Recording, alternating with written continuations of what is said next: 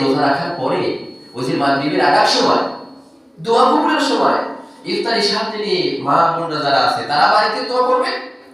আর পরিবার পরিজন আসলে কি ইফতারিটা আমরা মসজিদে করার একটা আয়োজন করি, এটাও ভালো, অন্যকে খাওয়ানো আর সালাম দেওয়া ইসলামী দুইটা কাজ উত্তম।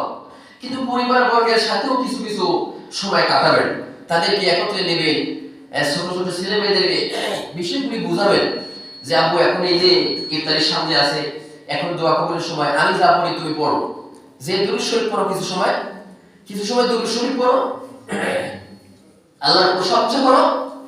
দুরূদ শরীফ তো জানেন তাই না, আল্লাহ পাকের প্রশংসা করো, আল্লাহ আলহামদুলিল্লাহ তুমি রোজা রাখার মতো আমাকে শক্তি দিয়েছো, তুমি অনেক জ্ঞানী, অনেক বড়, অনেক ভালো, আমাকে মানব স্বরূপে আকৃতি দান করেছো, আলহামদুলিল্লাহ এতগুলো করার পরেও আমি গোলামকে সমাজের মধ্যে সম্মান দান করেছো। এই সকল প্রশংসা করার পরে দোয়া করবেন, আল্লাহ আমি অনেক গুলো করেছি, আমার বাপ, আমার মা, আমার দাদা দাদি, আত্মীয় স্বজন কবরে, তাদেরকে মাফ করো। তারপর টাকা পয়সা তো সকলের প্রয়োজন না, সব যা কিছু প্রয়োজন সব কিছু ওই সময় চাবেন, চোখে পানি ফেলাবেন, দোয়া কবুল হয়ে যাবে। কিন্তু রোজাটা রোজার মতো হতে হবে।